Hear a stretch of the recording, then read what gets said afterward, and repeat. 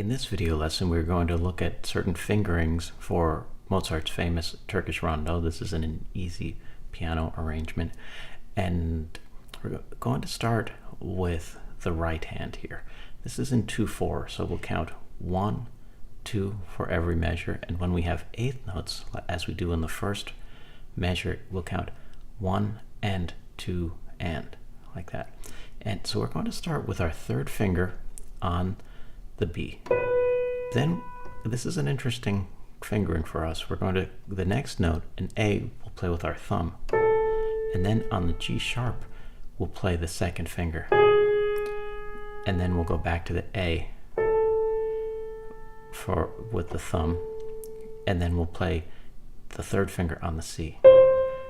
So this allows us to easily get to that G sharp without playing the G sharp with the thumb. That's a little tricky to do. That's a little tough to do on the piano. It's easier to do this, just the way our hands are oriented. It's very comfortable to do that in the piano. So once again, it will be B with the third finger, A with the thumb, G sharp with the second finger, A with the thumb, and then C with the third finger. Now, in the next phrase, which occurs on measure 3, we're going to go up to a D with the third finger. And then this is a little bit more straightforward in terms of the fingering. It will be D with the third finger, C with the second finger, B with the first finger, and then C with the second finger, and then E with the fourth finger.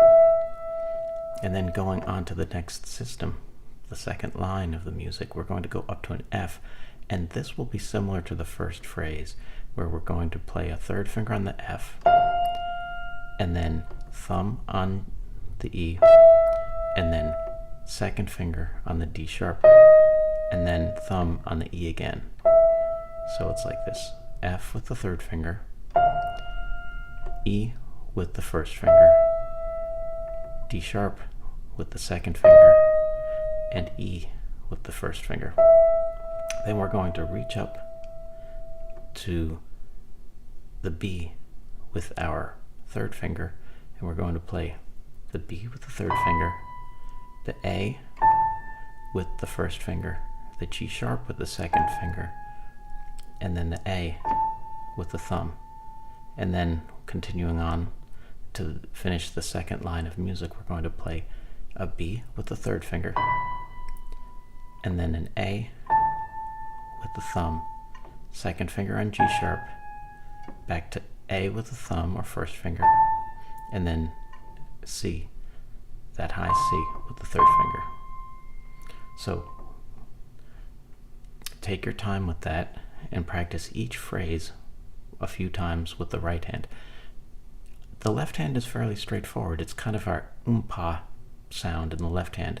We're just going to play an A, and then we're going to play C and E together like that. And it's going to be detached or staccato sounding, so it's going to sound like this.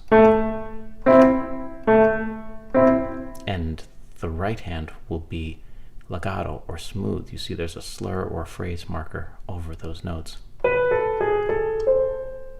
Like that. That's the sound. So have fun with that piece of music. It's a wonderful piece of music, very famous, and I will see you in the next video lesson.